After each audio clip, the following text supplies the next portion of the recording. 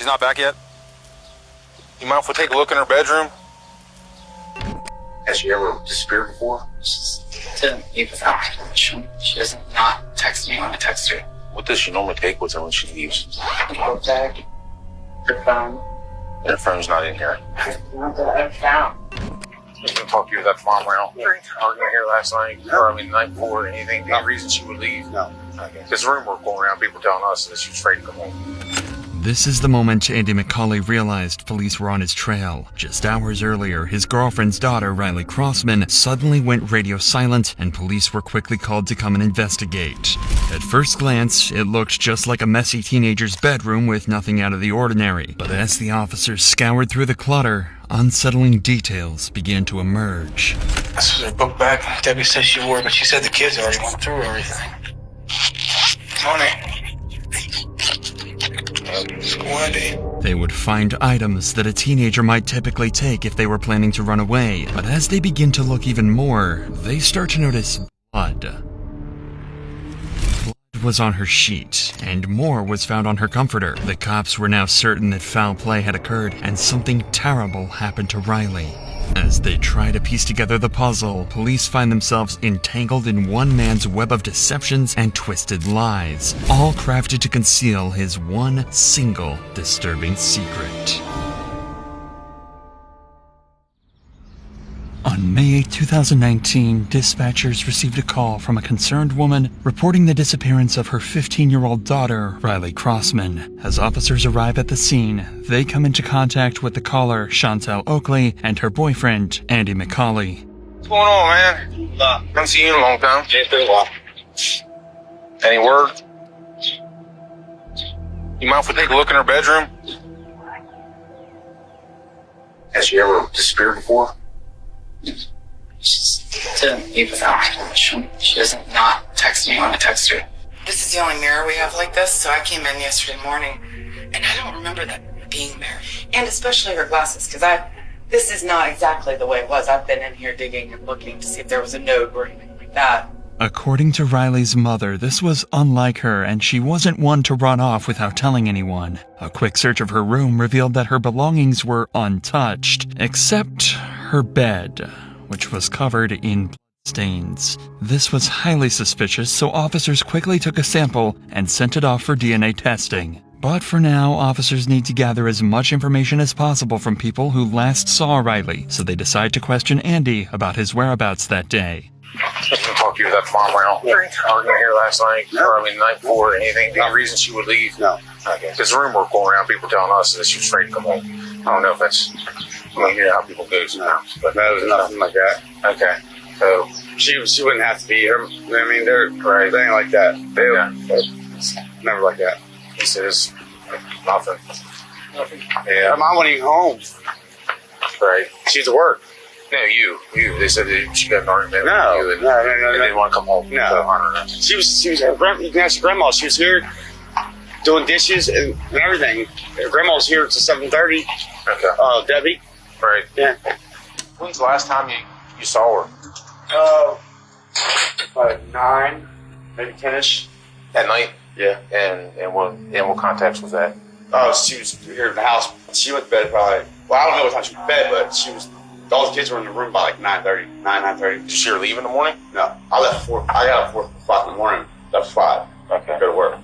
According to family and friends, Andy was never an early riser. In fact, when police interviewed one of his colleagues, Johnny, he stated that he had to go to his house and repeatedly call him to wake him up. But on this particular day, things were different. I'll call him and see if he's up. So that morning, do you remember if you called him or he called you?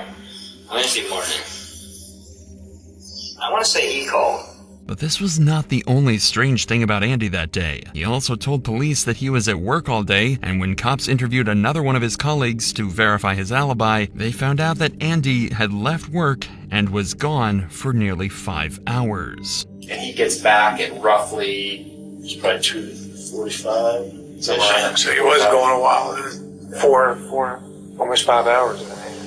Because of this, detectives now know that Andy hasn't been completely honest with them so far, at least about staying at work the full day. This is very clearly a red flag and means that he's trying to hide something from them. But Andy might not be the only one hiding something, as officers would find out when they decide to look into Riley's boyfriend, Hayden. For the last 8 months, the two reportedly FaceTimed every night, so officers believed that if anyone was in contact with Riley the night before, it would be Hayden, and he was soon called in for an interview 2 days after Riley went missing. Can you just tell us when you were last FaceTiming? I was actually talking to her about the DC trip that was going on. And do you know exactly what time? 10:30-ish. On the night of Riley's disappearance, it just so happened that Hayden deleted all his messages with Riley because he did not want his mother seeing them. This is why detectives could tell that Hayden knows something, but because of his mother's defensiveness, he's unable to speak his mind. I told him before not to delete his messages, but he isn't having it, deleting everything. What do you know about her mom's lifestyle? Or what their relationship? I don't really know much about mom. I feel like she just isn't a responsible person. She'll just let her do whatever she wants. They had a dance, and she was wearing this short dress. She let her walk to the school by herself in this short dress. It's at night. Riley had way too much freedom. Although this interview was not too fruitful, it pushed Hayden to come forward with a crucial piece of evidence afterwards. A series of disturbing text messages that Riley sent to him the night before she disappeared, saying that Andy was in her room and that she was scared. Immediately, all suspicion was further confirmed around Andy, and officers would later use this information to piece together this dark puzzle. But for now, finding out Andy's actual whereabouts and what really happened during the 5 hours that Riley was missing is crucial to the investigation, and the reason why Andy would be called in for questioning. I just talked to Johnny, right? Saw him leaving. Okay. Would you be surprised if you told me something completely different? Maybe. Do you not remember leaving that job site and going to Red Hill? Oh yeah. Oh, I'm sorry. We did go to. It did. I'm sorry. We did. You're right. Okay. You're right. We did go to and did a shell. How long were you there at Red Hill? Like the rest of the day. Okay. Like the rest of the day. Okay. Were you at that house the entire time, fixing the shelves? No. Okay. Where were you at? I was at the other house. Okay. I went and got some. I went and got some more drugs. If Andy was off doing illegal drugs during those 5 missing hours, then that could possibly explain why he didn't initially tell the cops the truth about where he had been all day. But this also could just be his way of trying to distract the police by bringing their attention to something else. At this point, detectives know that Andy is desperate to give them an alternate alibi, and his drug story could possibly be true. So to cross-check, they would call in Johnny again. Johnny had a history of drug use, and the two would often do cocaine together, so he can easily substantiate or discredit Andy's account. Would you say that there was enough to still do another line each? Oh, yeah. A couple lines each? Oh, yeah. Okay. So you wouldn't have to, you didn't need any more coke? No. So now, Andy's story about going to get more drugs isn't adding up. His colleague had already told the cops that they had more than enough cocaine to get them through the rest of the day, so there would be no reason for them to go get more drugs. Realizing that Andy has been lying, the police decide it's time to confront him and get to the bottom of his deception. What if I told you that I know you weren't at that Sunoco, and you didn't buy off anybody that day? See where I'm getting at? We went from this story to this story, now I get a third story. This is one of these times you really need to think of what you're telling me. Okay, because you're not being honest. Remember what I told you about being honest and I'm not going to just throw shit at you? I know you weren't there. I know you didn't buy drugs off your cousin, and I know you didn't use them in that parking lot that day. Where did you go when you left? Went to my house to get the drugs. Okay. I already had them in my house.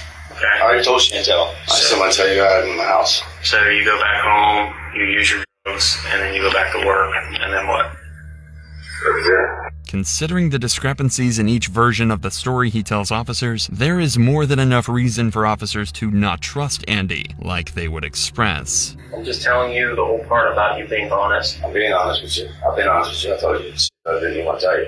Okay. You're being somewhat honest. I mean, we're doing some polling to get some information about some drug activity, which to us, I don't even give two shits about.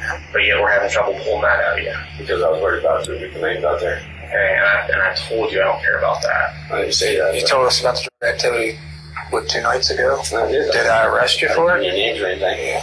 The main reason for detectives pressuring Andy like this is because a record of his movements is crucial for this investigation. Usually law enforcement can just track a suspect's movements using their phone, but in Andy's case, he had supposedly left it at home the day that Riley went missing.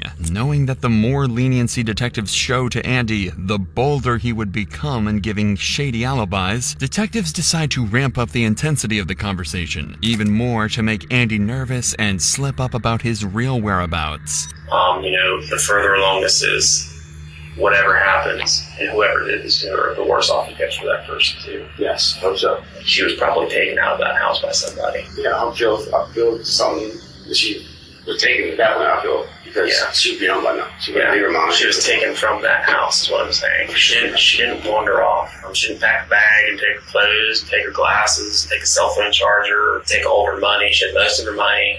Someone's going to go. Her money was still in the book bag. Yeah. Yeah. So like I said, if someone's going to run away or do something, they're going to make a little bit better effort, even for a 15-year-old. I agree. For a 15-year-old kid, they're going to at least have the necessities. Even after explicitly stating the absurdity of the situation, Andy seems as calm as ever and won't crack about where he really was. But even in this situation, detectives have one piece of evidence that would cause the pressure to mount on Andy: the texts that Hayden had showed them. Once confronted with these, Andy's behavior changes immediately. What if I told you her last text to her boyfriend was saying, don't talk, because she still has the FaceTime on? Andy's in here. I'm afraid. That's what it said. What if I told you that? I would say that's crazy. I can put my hand on the Bible and tell you I saw those texts today. Well, I like to see him because I know probably he scared of me. I know she was. Not only that, she said you were in here and she was in her bedroom because the FaceTime was still on. I was never in her room. That's not what she's saying. I don't go in her room. Andy, I'm not lying to you. I was not in her room, for one. And for two, the kid's not scared of me. There's no reason for her to be scared of me. I've been there in her life for a year and a half. Taking care of her, giving her everything she needs. But what we're saying, like, I get that, I hear you, but what we're saying is that's what she's saying. So obviously to her, she's afraid of something. The walls are closing in on Andy quickly, and he's no longer able to keep up with his lies. He can't think of any possible reason why Riley would be afraid of him, or any explanation for why she would have sent her boyfriend those texts. There's no way. There's no way you can ask your mother. Her mother will tell you that it's not true. There's no I'm way. telling you, I read that with my own eyes today. I don't know. I know. So you see where that puts us. Yeah, I understand, but the kid's not scared of me. I don't understand how you guys can say that. Despite the damning physical evidence, Andy continues to insist that there was no reason that Riley would have been afraid of him. Perhaps he thinks that if he denies this enough times, the cops will simply move on. That she's not. That's your grandmother. That's your mother. That's what she is saying. She's saying that's why we're saying that. We don't know what goes on behind closed doors when, you and Chantel are there, or Chantel and Riley are there, or we don't know, okay? But obviously in her mind, she's afraid of you. Would you agree it doesn't make sense? It doesn't make sense at all. So does she have any reason to say that? No. Then why would she say that? Oh, no. At this point, the cops have given Andy an opportunity to come up with any sort of explanation at all, or even a lie. This would have been his chance to point towards something that may have happened in the past, even as simple as a disagreement between the two of them, as a possible reason Riley would have written these things. But Andy is not taking the bait. Has she been hateful toward you? Does she hate you? No. She don't hate me. She loves me. That's what I'm asking you. I don't know that. Does she argue with you? No, ever. We have Never cuss at you, curse you out, nothing? Never, nothing. In a year and a half, nothing.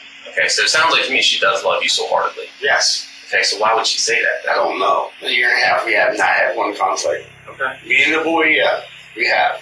Okay, but there's never been anything, like you said, a year and a half or the last several weeks, several months, several days, nothing that's you're like, oh yeah, I forgot about that one time she wanted this and I told her no. Maybe she got mad and she's nothing.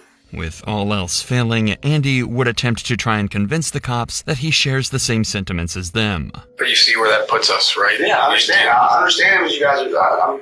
I'm not mad that you guys are doing your job. I mean, that's the last message he has from her. Mm-hmm. I'm not that you guys are doing your job. I know you're doing your job, but there's nothing I can think of. You want us to do our job. That's what we're doing. I'm asking you to do your job. I'm not mad. You guys don't know. Guys, I think he's a little pissed off, but there's nothing that I can think of. She would be mad at me for, or she would be upset with me, or scared of me or anything with me. You didn't go in that room? No. She still had FaceTime one too. Okay, well, I was in that room. The cops lacked probable cause at this time to arrest Andy, but there is one piece of evidence that is about to change the course of this entire investigation. It was around this time that the lab results on that blood sample would finally return, and it would be an exact match to Andy's DNA. But that's not all. They also learned that the blood they tested was also mixed with saliva. This made the cops suspect that Riley's face may have been forced into the pillow in an attempt to keep her from screaming. This is an important development, but they still haven't located Riley, and they need to find more information about where Andy was during those 5 missing hours. Luckily though, all of that can be answered in the CCTV footage that captured all of Andy's movements. There were cameras attached to a nearby high school that captured Andy McCauley leaving his work site. That was the starting point of the investigation for the cops. They knew the direction of his travel, including the fact that he was on Route 9. An eyewitness who knew what Andy's vehicle looked like was able to confirm that she saw his truck backed up into the driveway of Riley's home in the middle of the day when he should have been at work. At this point, the cops believe that Andy killed Riley during the late night or early morning hours, likely to keep her from screaming while he assaulted her. They believe he then hid her body in the bedroom until everyone left, and then later returned to the house when it was empty to pick up her body and dispose of it. Using CCTV footage to guide them, and with the help of police canines trained to pick up Riley's scent, they search a nearby mountainous area. It is there that they tragically find Riley's decomposing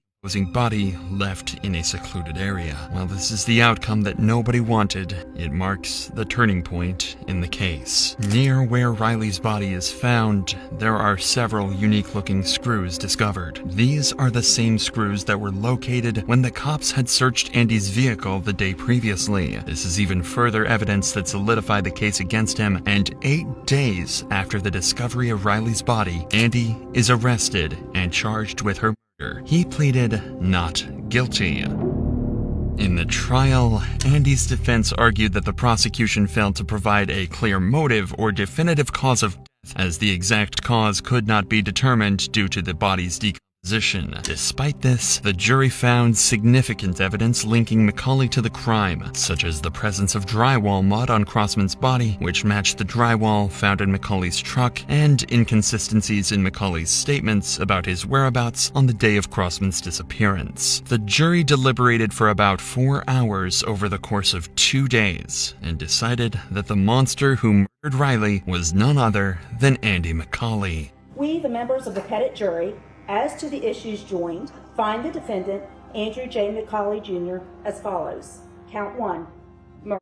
Guilty of murder in the first degree. Finally, justice for Riley had been served. The only thing left was for Andy to be sentenced. The judge presiding over the case sealed his fate by giving him 2 life sentences. He will never see the light of day as a free man ever again, and most importantly, he will never be able to hurt another innocent child.